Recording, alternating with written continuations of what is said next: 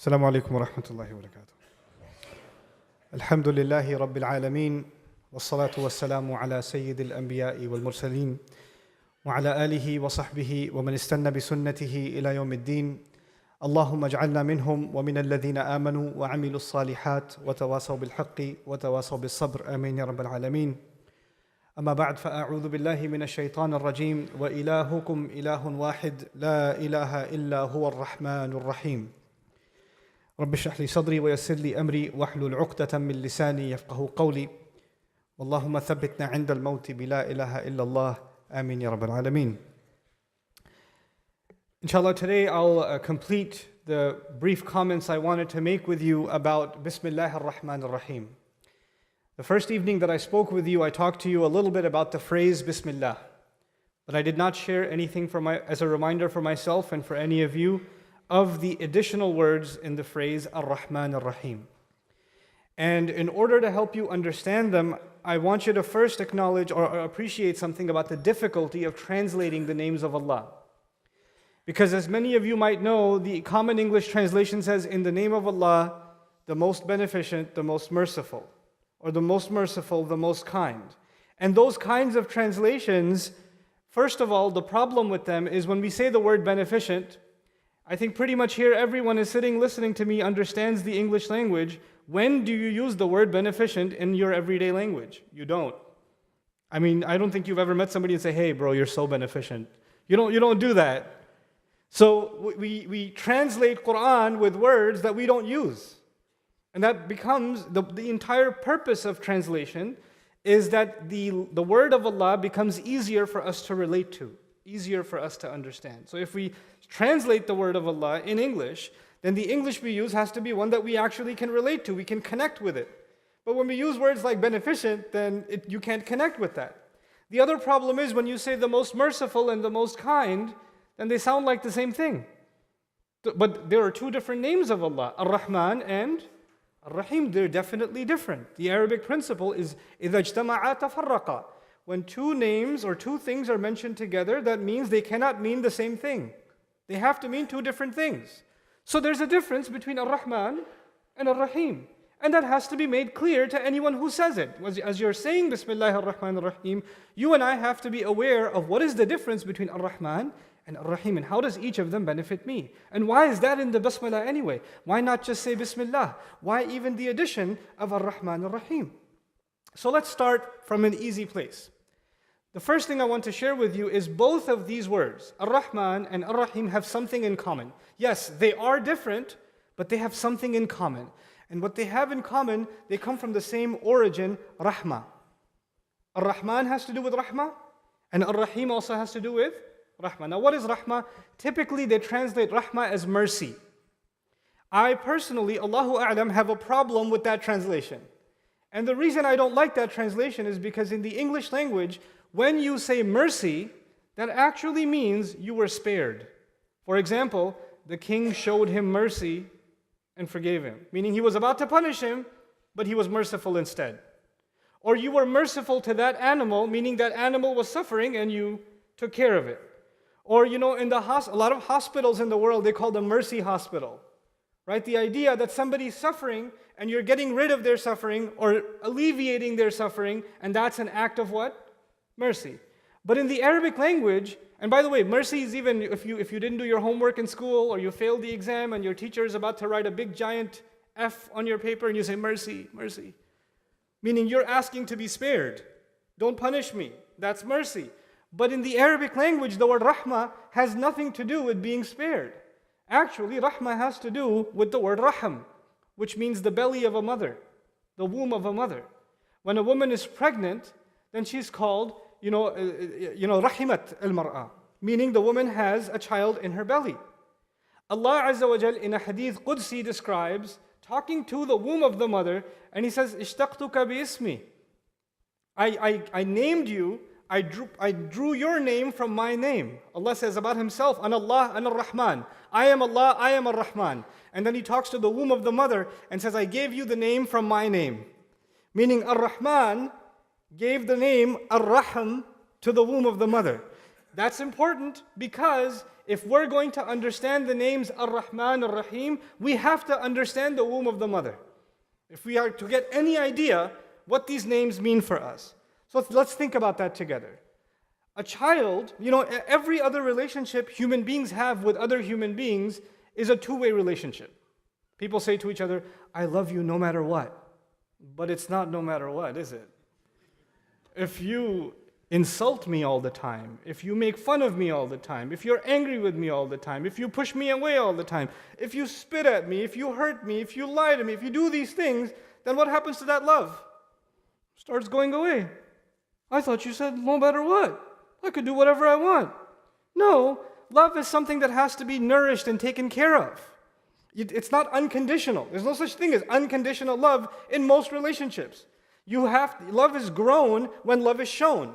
You receive it and then it grows. And when you don't receive it, it starts withering away. You see? But there's one relationship human beings have that's very strange. This thing is growing inside a mother, and as it grows, it's causing the mother more and more pain. And she eats food, and he's taking all the food.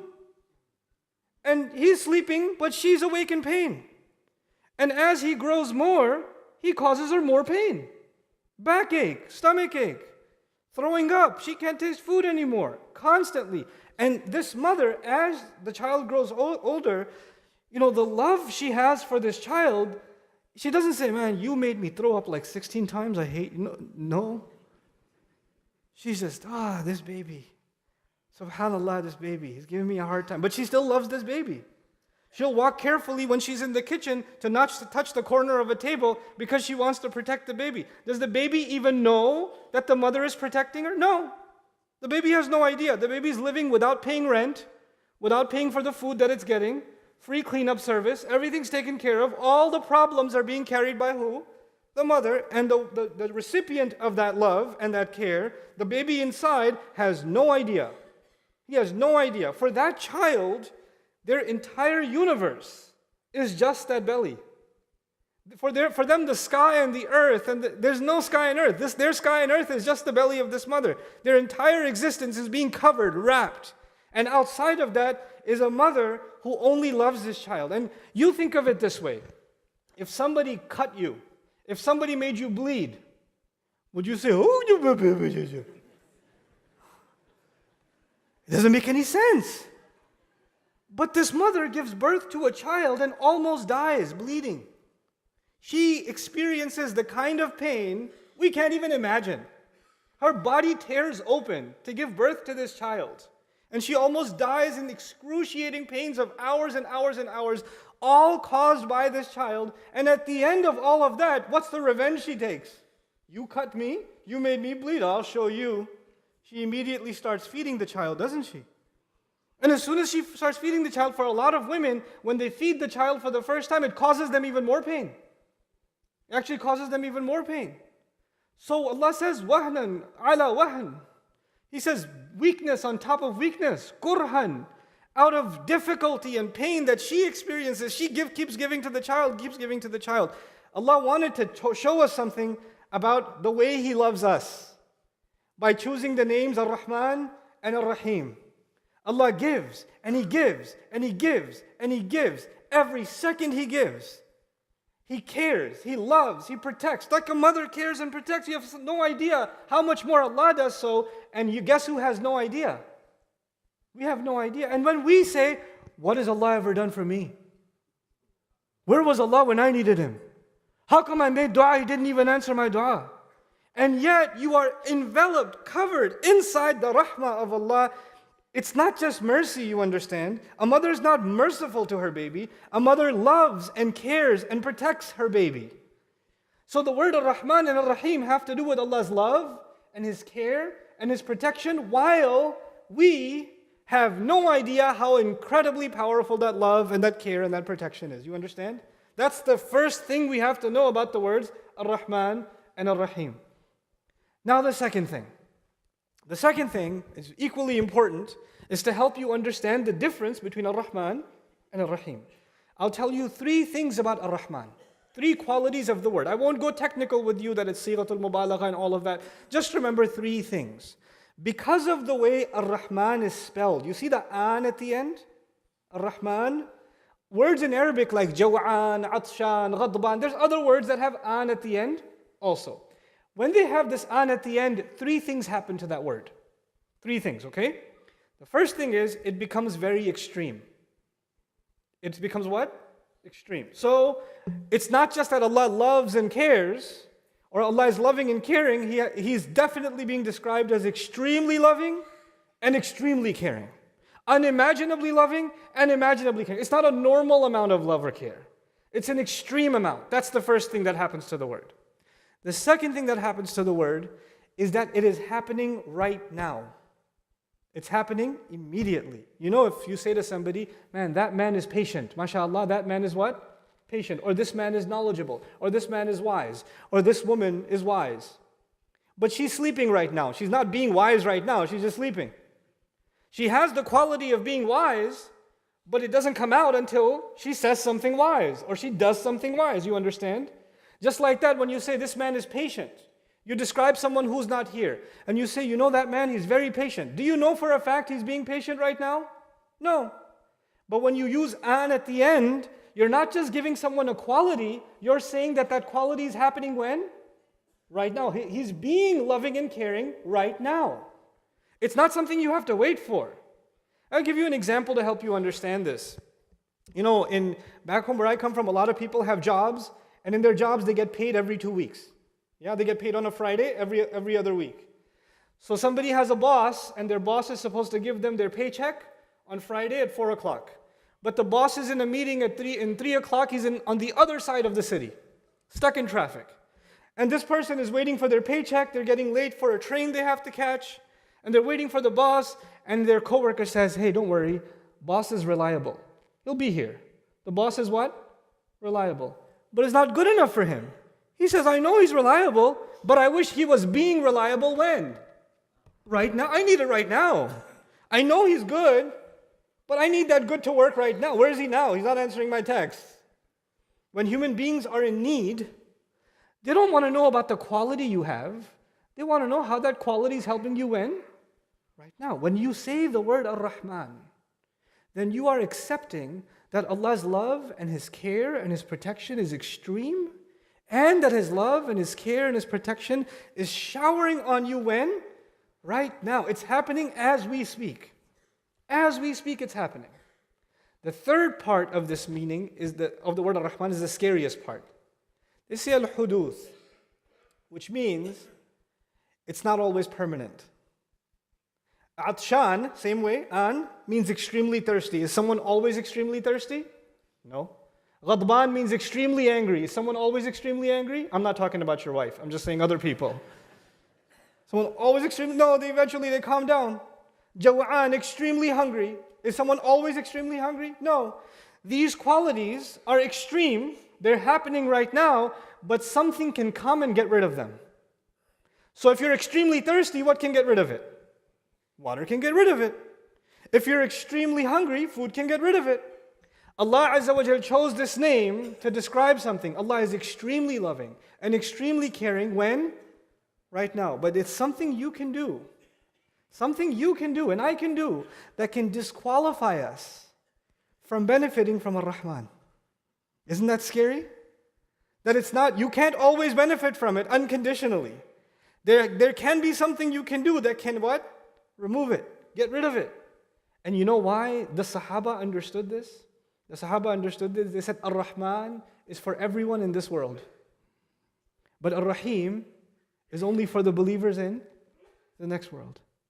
Because they understood, people do some things here, Allah keeps giving them love. Even the disbeliever who curses Allah, who makes fun of Allah's messenger, the disbeliever who mocks the Quran, who doesn't care about anything, disregards Allah in the worst ways, commits the worst sins and is proud of his or her sins.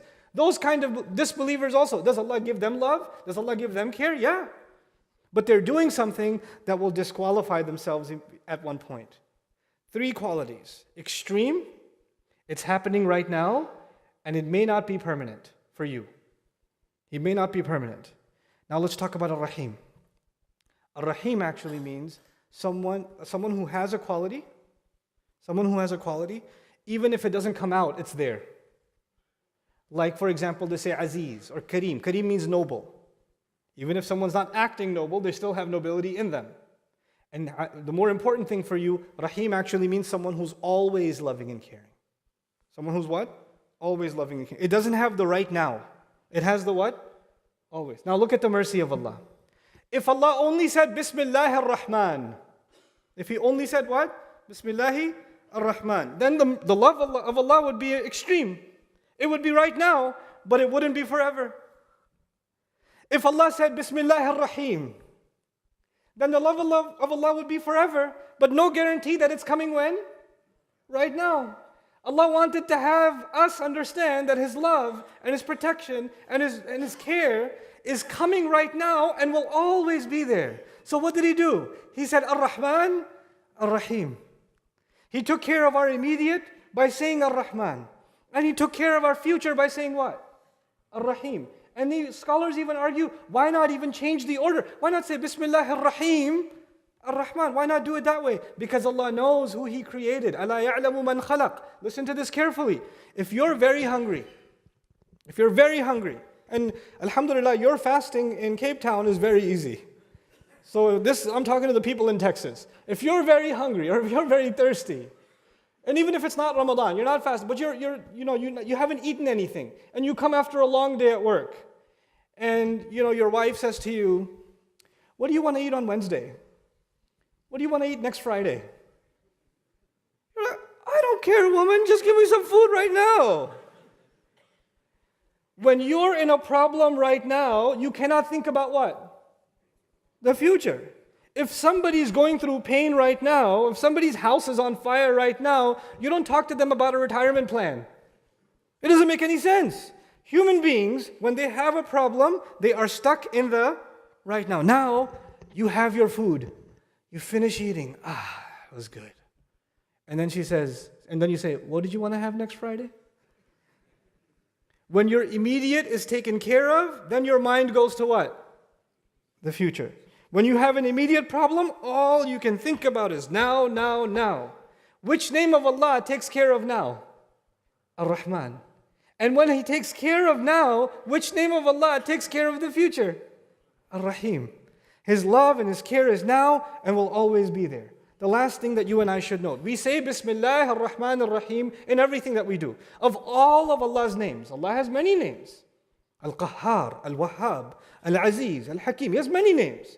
He chose these two names for everything we begin. You're about to eat, you're about to work, you're about to get in the car, you're about to change your clothes, you're about to do anything, we say Bismillah ar-Rahman ar-Rahim. Why is that important? That's important because we recognize something. Everything Allah is allowing us to do, everything Allah is allowing us to do is because He loves us and He cares for us. And sometimes we say Bismillah ar-Rahman ar-Rahim and we start the final exam in school, yeah? And then we fail that exam. It happens or no? Then you say, Inna lillahi wa inna ilayhi raji'un. This is different dhikr, right? But in any case, you said Bismillah and you still failed the exam and you're like, "Hey, I said Bismillah, it didn't work. Ustaz Maman said Bismillah ar-Rahman ar-Rahim, Allah's love and care. Where was Allah's love and care with the exam?" You have to understand one last thing about ar-Rahman ar-Rahim. Allah Azza wa Jal will give you His love and His care on His terms, not on your terms. And you may not always understand His terms. Somebody's in the hospital, dying of cancer, at a young age. It happens or no? And Allah is still Ar-Rahman Ar-Rahim to them or no? He is. But you and I cannot understand, even they may not be able to understand, in what way is Allah Ar-Rahman and Ar-Rahim to them. They may not know. Let me tell you one little story and I'll conclude for today, just to understand how Allah's love and care works. Yusuf alayhi salam was a boy, taken away from his family, kidnapped, thrown in the woods, in a ditch, then sold, turned into a slave, child slavery. What a crime. If you see news today of children being sold as slaves, isn't that disgusting? Isn't that disturbing? You want to change the channel. That's what happened to Yusuf alayhi salam. Did he deserve it? No. and then he's a servant living in a house, doing a good job, doing an honest job, and he gets accused wrongly, and what happens next? He gets thrown in jail. Did he deserve being thrown in jail? No. And you're like, but Allah is Ar-Rahman, Ar-Rahim. He should cover him in His love and His care. But he got taken away from his father. He got taken away from his family. He got thrown into jail. All of these problems happened. But eventually Yusuf alayhi salam came out of jail, remember? And when he came out of jail, he interpreted a dream. And when he interpreted a dream, what did the dream mean? That the country is going to have a drought, a water problem. You guys know something about that. Yeah? The country is going to have a water problem. So all the farmland is going to dry up and die. So we have to save the food for 7 years while the water is still here. Because the next 7 years, the water will be gone. That was the interpretation of his dream, yes or no? Because of him, if he was never in jail, the king would never have met him. And if he was never kidnapped, he would never have been in jail. And if he was never in jail, he would have never met the king. And if he never met the king, he would have never interpreted the dream. Isn't that true? And because he interpreted the dream, thousands of children for 7 years got to stay with their parents and didn't die of thirst and hunger. Because of Allah's plan. Because Allah didn't just show love and care to him, but sometimes Allah's love and care, maybe a little bit of your suffering creates a lot of love and care for so many other people. Subhanallah. And you know what? For every one of those children that was saved, who gets the reward? Yusuf alayhi salam. And Yusuf alayhi salam's a little bit of suffering, and compared to what he's going to get, he acknowledges that Allah Azza wa Jalla is Ar-Rahman, that Allah Azza wa Jalla is Ar-Rahim. These are the names we call on when we start a task. Don't ever lose sight of the fact, whether things work out for you the way you want or not. One thing is always there. Allah never stopped loving, Allah never stopped protecting, Allah never stopped caring.